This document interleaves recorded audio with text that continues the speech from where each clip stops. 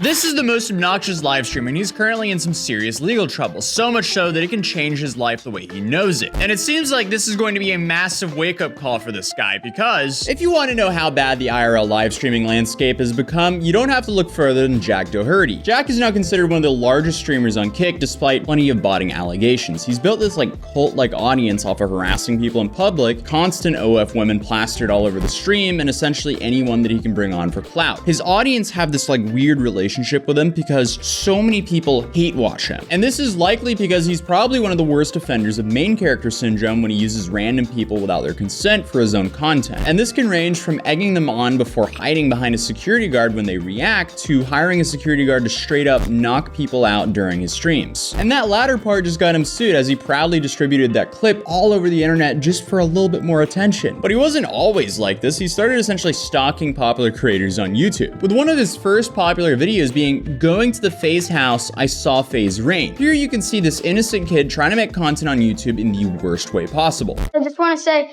thank you guys so much for 400 subscribers. It really means a lot that you guys are watching my videos and liking them. And I guess in his pursuit of making interesting content, I guess he now convinced his parents to drive him to the FaZe house, which is terrible parenting. Don't ever do that to any creator, no matter what. If you want to meet a creator, go to an event they publicly announce they're going to, or be lucky enough to meet them in public. Please don't stalk them, and especially do not show up uninvited to a streamer or creator's house to make content. And here, Jack's a child, so I completely blame the parents for this. But we're also about to find out that Jack just completely walks all over his parents. But I was shocked his parents let them do this to begin with. Oh my god. Oh, they have a doorbell. Oh my god, dude. So when they don't answer for obvious reasons, they stay lingering. I'm here. My mom's gonna be pissed. Holy crap, I really want them to come out. Why are the lights being on? They're obviously home.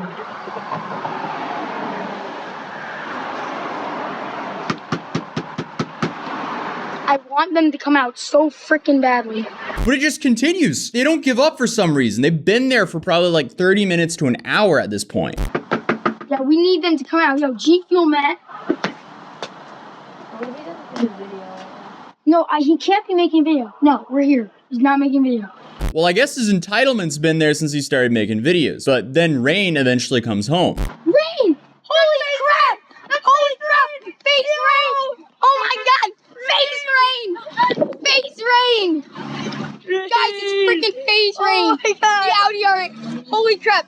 No! Face Rain! You're leaving us! Mom! No! Rain! He's turning around. Mom, he's coming. No, he's not. He's coming back. He's coming back. What? Okay, he's gonna come back. He's gonna come back. That's them? His mom is blocking their driveway. He can't get into his own house. What a literal nightmare. But anyway, eventually the mom moves and lets Rain into the garage. Rain then shut the garage as quickly as possible, and then Jack just continues to stand outside with his friend and bang on the garage door and the front door without anyone showing up. Naturally, they don't want to interact with someone who randomly shows up uninvited. It just doesn't make sense. But I guess the wildest part of this is he just goes home after, I guess, doxing them, even though their address was semi-public, because they just weren't careful about showing where they lived. Because the original FaZe house, that was a big live and learn for a lot of creators, because they just were not careful about hiding where they lived. But I'm also surprised his parents didn't think it was a bad idea to, let alone drive him to a random creator's house to essentially just harass them for YouTube content. But also, they probably saw the video, and they just let him post this video to the internet. But this video got some views because it was the FaZe house, but he later on pivots to making insufferable pranks. The kind where you just harass random people and retail workers for content. And by consistently posting these on YouTube, he created a pretty sizable career. His parents then invested that money into real estate for him, and this made them a little bit more supportive of his content. Because he was essentially providing liquidity for the family's real estate investments. This becomes extremely apparent when he goes on to Dr. Phil, where they then bring up the fact that he stole his older brother's car for a YouTube prank. In the moment, it was not that funny. That was your new car, right? Mm-hmm. Daddy bought it. Yeah, and also he I thought he was gonna crash you or something, and also I think he was just trying. If I crash a car, I'd buy a new one. Let's be real. It's moments like this where you realize acquiring money at a young age can completely fry your brain. He clearly doesn't care about his brother's feelings nor things because he thinks he can just buy himself out of whatever problem he creates. The YouTuber Jabrony actually made a wonderful video where he showcases many of the moments Jack has just completely bailed himself out of his problems with money. And I'll link that video in the description down below, but he ended up getting kicked off Dr. Phil for talking over the guy. He went home and then continued making insufferable pranks, like throwing paint on the Walmart floor. Paint smashing about to go down in Walmart right now. No. No. Epic prank. Like and subscribe so a Walmart employee can clean up the aftermath for our content. But he likely got a Walmart employee fired because of his antics in Walmart. No, give me my camera back. Okay, don't, no, that's not a camera. Huh? You cannot touch a kid. I will leave her, otherwise I will call the police.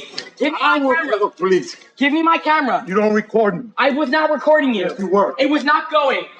I have no idea what just happened. Give me my camera. And this moment must have left off a long-lasting impression on Jack, as it seems like there were actually repercussions for his actions. So in the future, I guess he learned from this and hired bodyguards so he can keep harassing people and avoid being confronted. I don't know what actually happens to this Walmart employee, but Jack did go on to dox the guy and harass him simply because the Walmart employee didn't want to clean up whatever aftermath Jack's content created. And while that content was making Jack some solid money, nothing comes close to this money glitch that he found, because a couple of years ago, he started blowing up off of YouTube Shorts content. And since he had a lot of people watching him, he came to the conclusion that mixing a highly profitable and addictive site like OF in combination of millions of young people seeing his content, that is an absolute money glitch. And this is where his account started getting absolutely littered with content which directly promotes OF accounts. Don't talk into the mic and I'll buy you whatever you want. Do you understand the rules of the game? Can you just tell me your name before we get started? Just one time? All right, then I'm leaving. Just kidding, you win. Yay!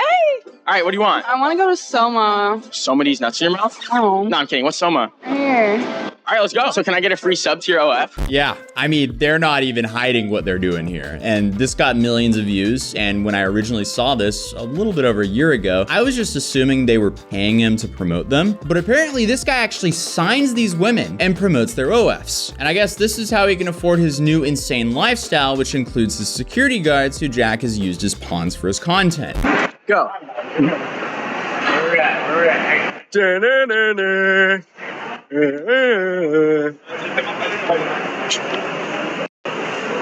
What? Well, probably gonna do. What you gonna do? I love how he's given the Randall from Recess hiding behind the teacher vibe. The same stance and everything, down to the T. What a guy. But eventually he flew way too close to the sun, where this unfortunately happened in one of his streams. Obviously, I cannot show the full clip here, but here's the before. What are you talking to, dog? I'm just saying, y'all say, just stop. And the after. No, stop. So what you guys missed out on was a full-on sucker punch. The dude landed flat on his back and definitely hit his head. That is an extremely dangerous fall, and he is super lucky he wasn't turned into a vegetable, because hits like that can easily change the trajectory of your life. And as if things couldn't have gotten even more disgusting, Jack then proudly posts this on his Twitter account to gain more attention. But thankfully, he was sued for it. And this is apparently for assault, battery, negligence, negligent hiring, retention / supervision / training, aiding and abetting, and finally, intentional infliction of emotional distress. So here we have the guy who was punched in the face named Chase, who is now suing them. So here we have the general allegations. On October 28th in 2023, plaintiff, who is Chase, was attending a Halloween party at approximately 12:30 a.m. in the morning of October 29th. Plaintiff was on the street outside of the subject's premises and was talking to Doherty and Gosley. Gosley is the security guard who sucker punched him in the face. At one point in the conversation, Gosley asked Doherty, "What are we doing?" And Doherty said, "We're gonna fight them. Us two versus you. All right, go." And gestured that he and Gosley were gonna fight plaintiff and plaintiff's friend. Moments later, Gosley violently punched plaintiff in the face, sending him falling to the ground and causing serious physical injuries to his head, face, and neck. The amount of controversy is greater than $75,000. Plaintiff did not consent to Gosley's conduct. Doherty live streamed the assault on plaintiff on the live streaming platform Kick, and in the hours and days that followed, followed, posted videos of the assault to his YouTube, X.com, and Twitter channels, where he has a combined of 22.8 million followers. Doherty has and continues to generate income due to the many views the video has received, all to plaintiff's detriment. Doherty has a history both before and after the subject's incident of filming himself harassing, assaulting, and antagonizing members of the public by having his security guards step in to intimidate and assault them if they reacted to Doherty's harassment. The following links show various altercations caused by Doherty. So here's the first 10-second clip the lawsuit shows. If you stop fucking, You were the one that came up to me first. no, you're the clown. You didn't have to say anything. That came in. I don't want to be filmed. Okay, well, Stop looking. keep your hands down. Go to your room, dog. I'm gonna sit there. And then here's the second one right here. Get that out of my face. Get it out of my face. Or what? Okay.